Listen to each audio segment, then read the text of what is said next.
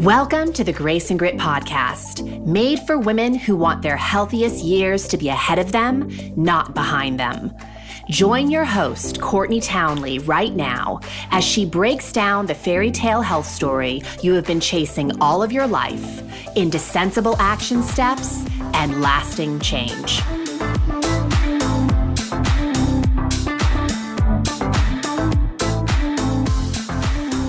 Hello, my friends, and welcome to the Grace and Grit podcast. This is your host, Courtney Townley. As always, I just want to give a shout out for you being here. Thank you.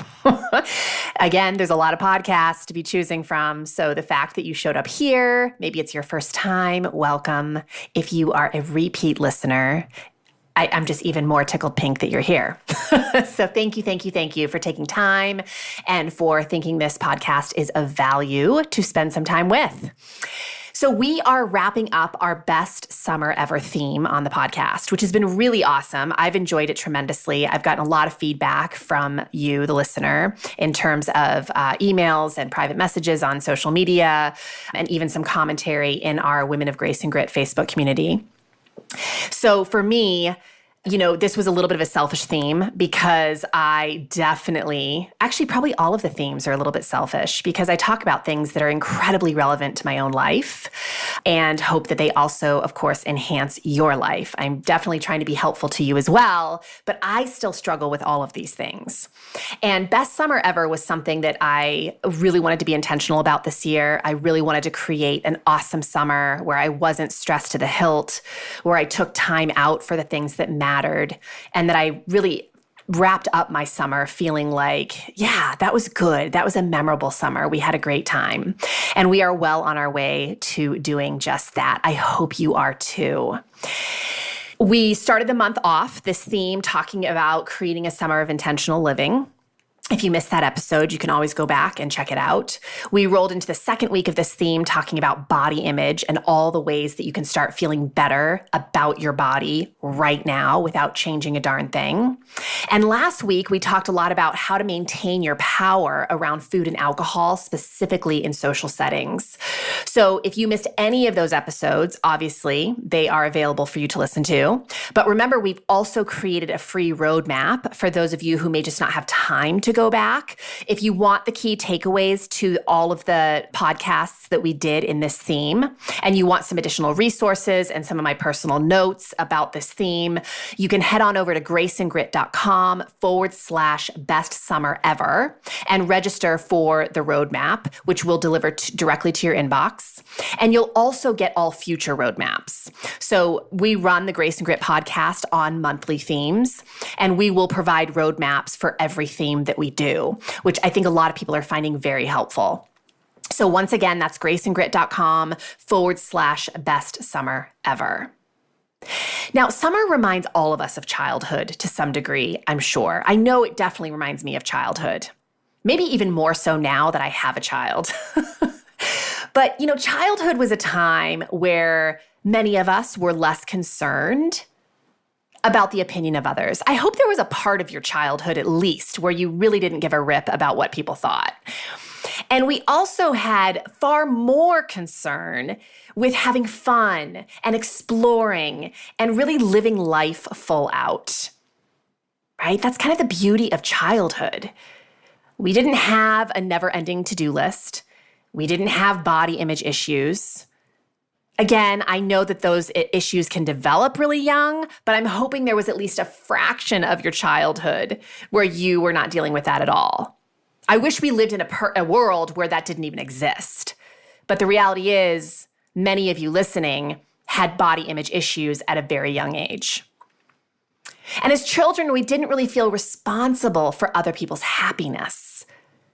We were kind of more concerned about our happiness and sharing that happiness with other people, but we didn't necessarily feel so responsible for other people's happiness. Some of you, probably more than others, did feel at an early age responsible for other people's happiness. And, I often look at my son, especially this time of year, and I'm a little bit envious of just his lack of responsibility, his freedom, his boredom.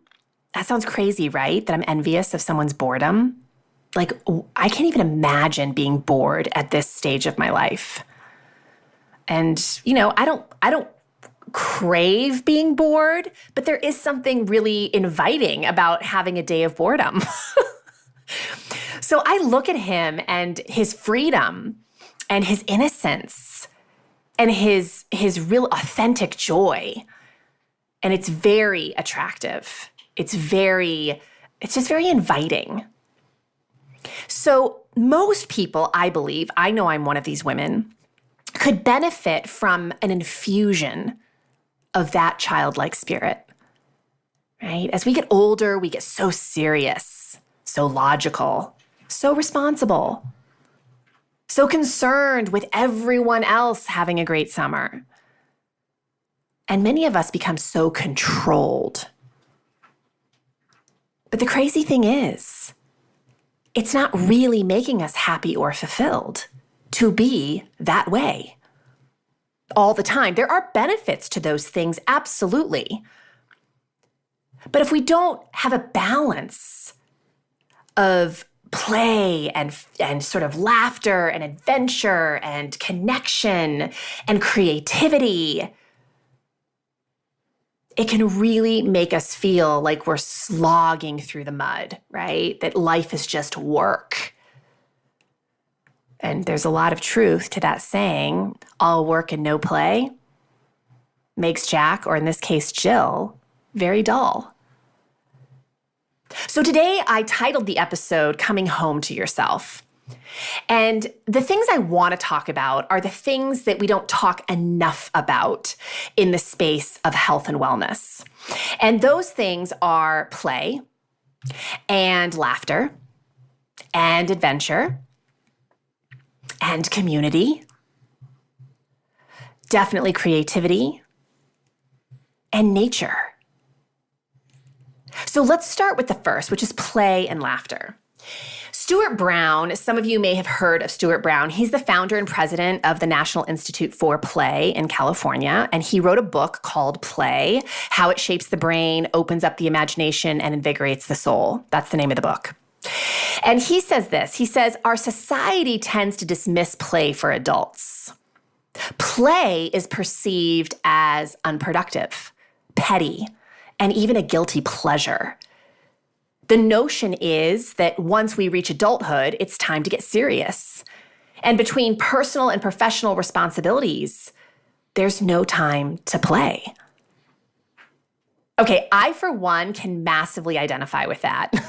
I feel like, the older I got, the more responsibilities I took on. It is so easy to put play on the back burner. To the point, I've shared this on the podcast before. A few summers ago, I worked with a therapist through the summer and fall.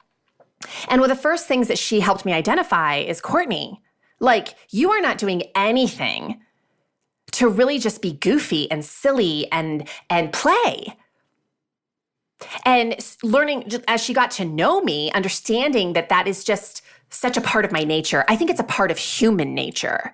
But it was definitely a nutrient that I was hugely missing. So she challenged me one week. I remember this very well. She's like, okay, this week, I want you to do something purely for the sake of play. She's like, I'm not going to tell you what it is. I want you to come up with something. And honestly, it'll probably be something very spontaneous. It's not something you're necessarily going to schedule in advance. Because let's face it, our schedules are often the extinguisher of play. And what ended up happening is there was a moment where I was outside with my family and we were watering plants and washing the dogs. And of course, one thing led to another and we started getting into a water fight.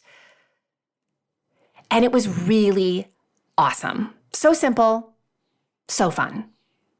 And it completely changed my energy for that entire afternoon. So Stuart Brown goes on to say this: stepping out of a normal routine, finding novelty, being open to serendipity, enjoying the unexpected, embracing a little risk, and finding pleasure in the heightened vividness of life, these are all qualities of a state of play. So he defines play as those things. And he says this as well. I don't think it's too much to say that play can save your life. It certainly has salvaged mine. These are his words. Life without playing is a grinding, mechanical existence organized around doing the things necessary for survival. Play is the stick that stirs the drink. It is the basis of all art, games, books, sports, movies, fashion, fun, and wonder. In short, the basis of what we think of as a civilization. Play is the vital essence of life. It is what makes life lively. But when play is denied over the long term, our mood darkens. We lose our sense of optimism. And we become incapable of feeling sustained pleasure. So Stuart Brown has a TED Talk that is really definitely worth watching. I'm going to post it in the show notes where this podcast is housed. Also, definitely check out his book. There's some really great stuff in there. It's interesting. This week, I asked in my Facebook community, one of the questions I asked was, what is shifting for those of you who are listening to the podcast this month? What is opening up for you in terms of improving your summer? And one of the women, I love this so much, she posted a swing that I think her and her partner had, put up in a tree. And she posted the picture of one of them swinging from the tree on this swing. And she said, side note, we don't have children. And I just thought, how awesome, right? Like, what a simple way to infuse play into your summer is like hang up a tire swing, put something in the tree, like whether it's a rope or a swing or a tire, whatever. Like, what a great idea. And I would just ask you, how often do you actually seek out play as a form of nutrition? I mean, man, our culture is so good at talking about superfoods and supplements and all these diets and all the ways to optimize, right? Your physicality through food. But if you've listened to this podcast for any length of time, you know that I believe the health conversation is so much bigger than diet and exercise. And nutrition is so much bigger than food. The other day it was this weekend, actually on Saturday, I was doing a bunch of work around the house, trying to clean out cars, things like that. And my son had a friend over and they came out into the driveway where I was working on a car. And he said, hey, Mom, can I have the car keys to roll down the truck windows? And I'm thinking, why? Like, what are you going to do? And he's like, well, we just want to pretend, that we're veterinarians and we're driving to rescue animals. And of course, he had his entire bin of stuffed animals. So I'm thinking, okay, seriously, what's the harm in this, right? I used to play in cars all the time when I was a kid.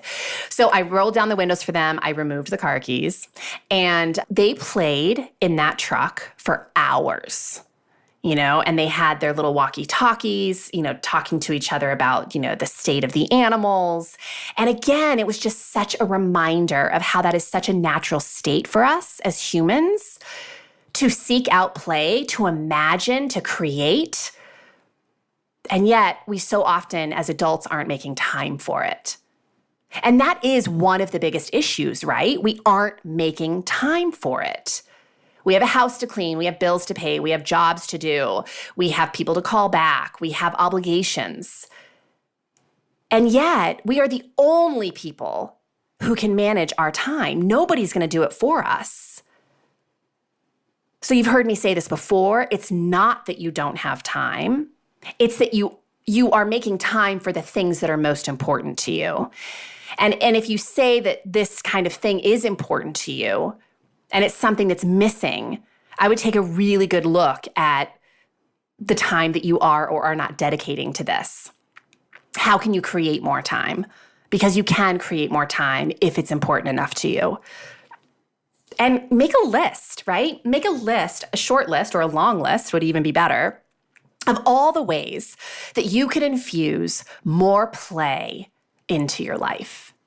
And again, I think spontaneity is a really big part of play, But, maybe at the beginning, it would help you to have a list of things that would allow you to feel like your life was more playful. And as you start leaning into those things, you might find that it is easier to be playful in the moment. Just a thought. I'm working on this, so I am working right alongside you, my friends. Adventure. I think adventure is also a really dense form of nutrition for our body, mind, and soul. I think that anytime we are, really stagnant in our life and we aren't having any new experiences, it can really be very problematic to our mental health and then our physical health and, of course, our spiritual health. So adventure doesn't have to cost you money. I think a lot of people these days think of adventure and they think, the trip to Europe or, the trip to Mexico or whatever thing. And I'm not saying those things aren't awesome, but they aren't necessary to create more adventure in your life. How can you create more adventure today, in this moment, in the next hour? Can you take a different route home from work? Can you drive the more scenic route home? Sure, it might take a little bit more time. Can you sit next to somebody when you have, your lunch break at work that you haven't really talked to before? Can you take your family to a picnic in a park that you've never been to tonight for dinner? I recently had my hair cut, and the gal who does my hair, I adore her. And she was telling me that her husband has this electric bike. And she took it out for a spin one night and was like, this thing's amazing. So she ended up renting another electric bike. And her husband basically went to all these different restaurants and pubs around town. And they had the time of their lives. Like, she just created this really unique dating experience for her and her husband. And what's really funny is she was telling some friends about it. And they were like, oh my gosh, we would love to do that. That sounds so fun. So when I went to see her that next weekend, they had all rented bikes and they had already mapped out all the places they were going to go and all the things that they were going to do in their little maybe 2 to 3 hour window. Like, what a simple thing. And yet so much fun. Going for a walk in a neighborhood you've never been in, right? Going for a new hike, camping in a new area. So many simple ways to insert adventure. So something to think about. I think adventure and play are definite ways of coming home to ourselves. Like, they remind us of our human beingness. We feel so much more relaxed when we make room in our schedule for these things. And in many ways, we feel like we can think more clearly. I know for me, my best ideas, my best problem solving happens when I'm goofing around, when I'm doing something that isn't work related, when I'm having a new experience. It completely changes my perspective and often provides me with solutions that I never would have seen otherwise.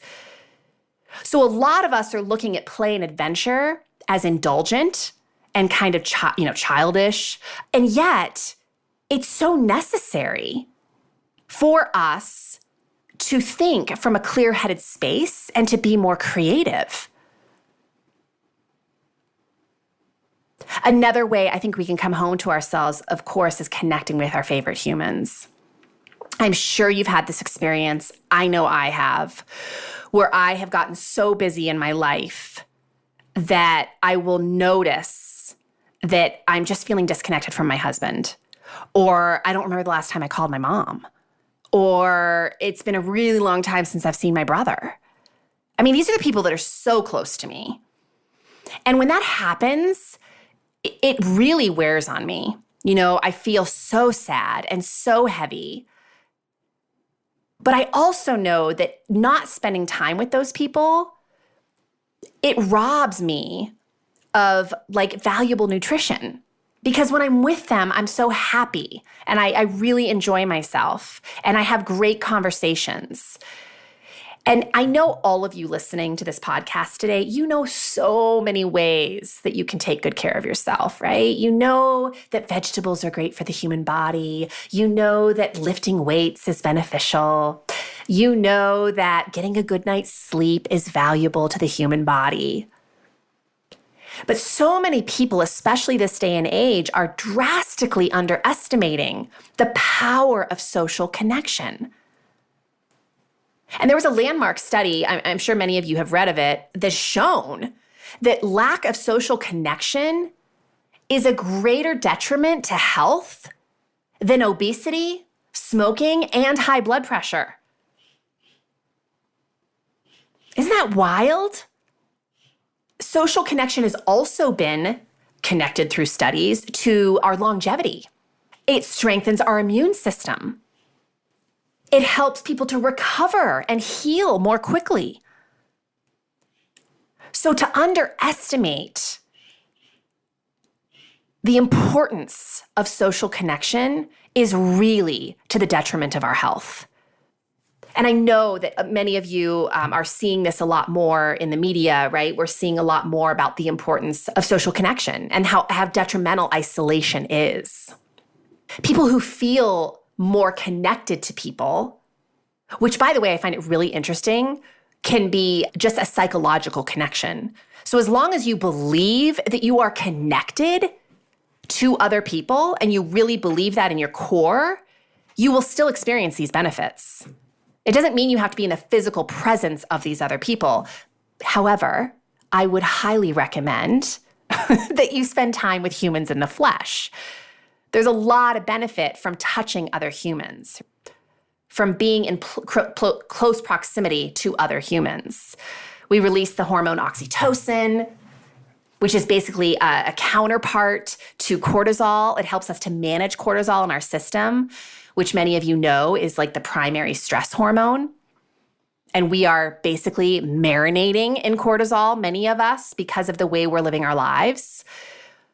So human connection can really help us to manage that. People who feel more connected to other people have lower levels of anxiety and depression, higher rates of self-esteem.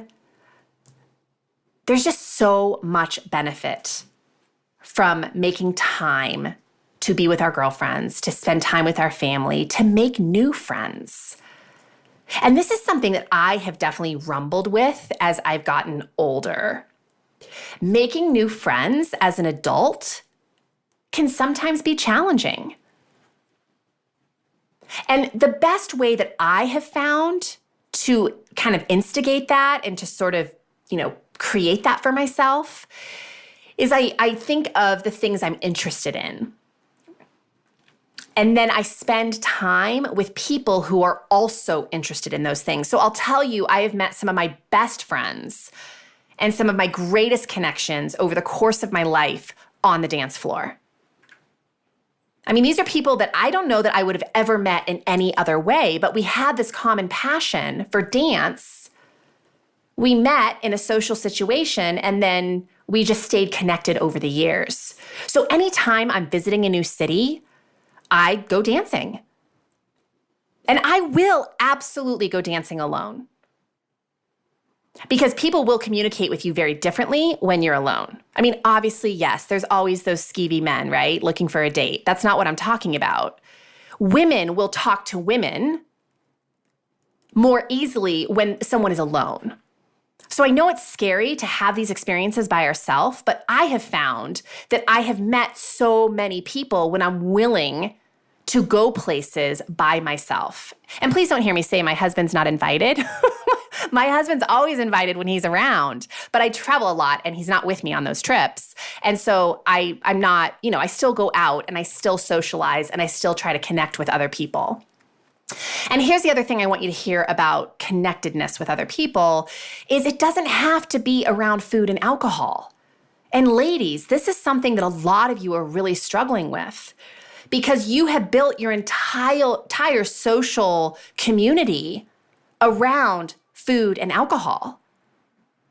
I bring this up because I talk to so many women in the week who struggle because they want to hang out with their family and friends, but they have this habit of only eating and drinking with their family and friends. And so they feel like if they're not going to do those things, they're going to lose their family and friends People aren't going to want to spend time with them. And I'm telling you, like your family and friends, they need some adventure and play and laughter and new experiences in their life too. And I think on a deep level, a lot of them know that and crave that. They just may not be voicing it to you. Even if your family and friends don't want to have new experiences with you, you owe it to yourself to take a new class or go dancing or any number of things besides just eating and drinking. One of the things I also think is really important, and this will come as no surprise to some of you who've listened to the podcast for a long time, something that's really important to come home to yourself is being present with what is in your life in this very moment, right? Being present, creating space in your life to be awake, to be conscious, and to really find the good every single day. You can't always change the situations you're in. And I know not every part of life is, rainbows and butterflies. I mean, don't we wish? That'd be great. Most of my life is not rainbows and butterflies. And yet I can always find good in whatever situation I'm in. And I kind of alluded to this in last week's podcast when I said that even though I set the intention of having my best summer ever, is this going to go down as my best summer ever? Probably not. However, because I had the intention to try to create my best summer ever, I will most definitely be able to say at the end of the summer that I had an incredible summer. And the thing that I shared in the podcast last week was that the same hardships are still showing up in my life. Right? I'm still reading about terrible things in the news. I still have stressors financially and just with balancing all the things I try to balance in my life. The normal life stuff is showing up.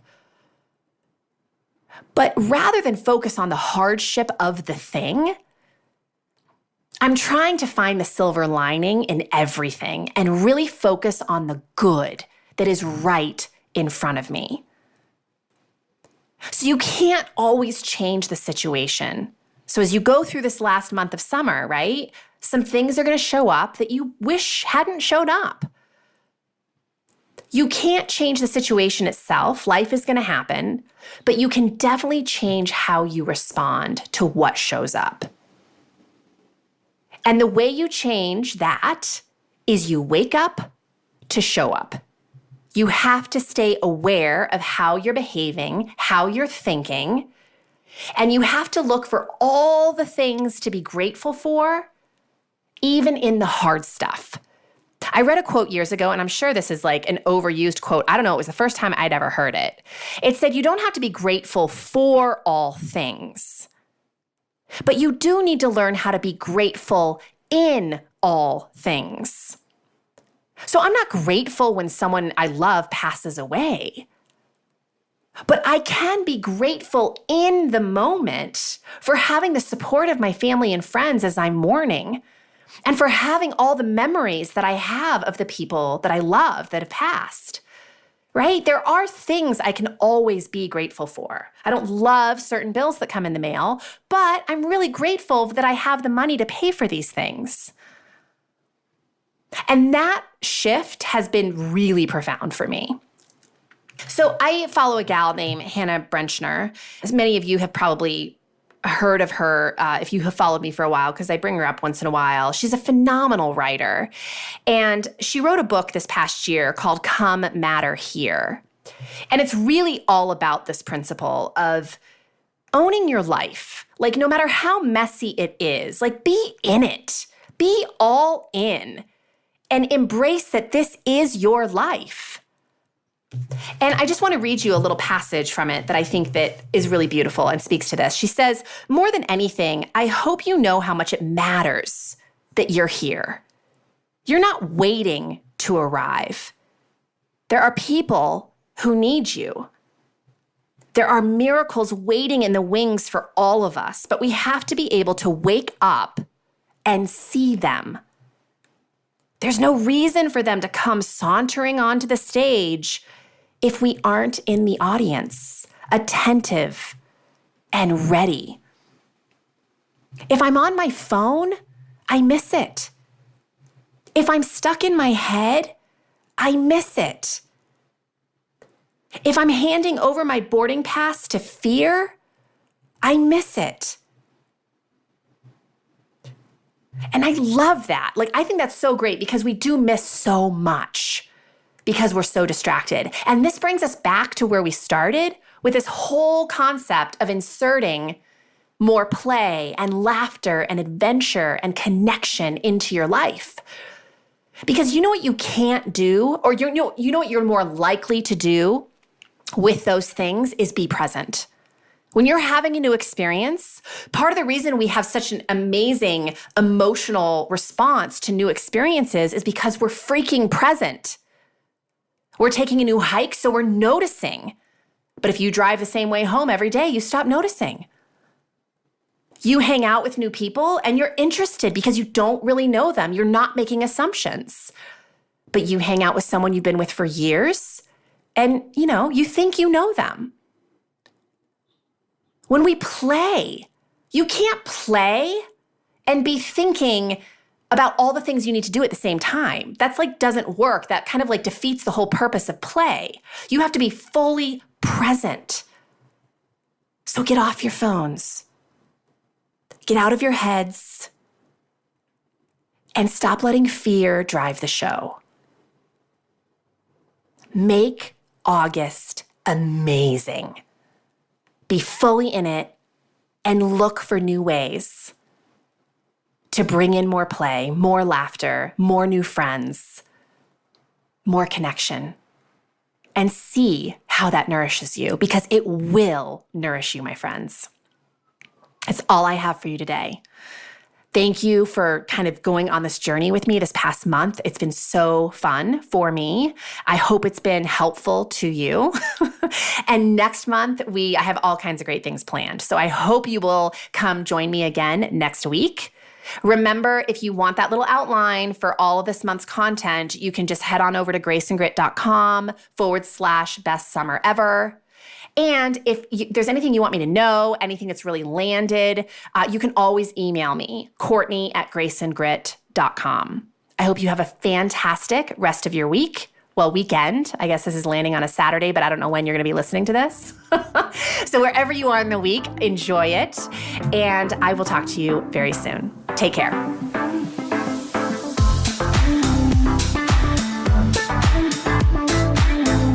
Thank you for listening to the Grace and Grit podcast. It is time to mend the fabric of the female health story, and it starts with you taking radical responsibility for your own self-care.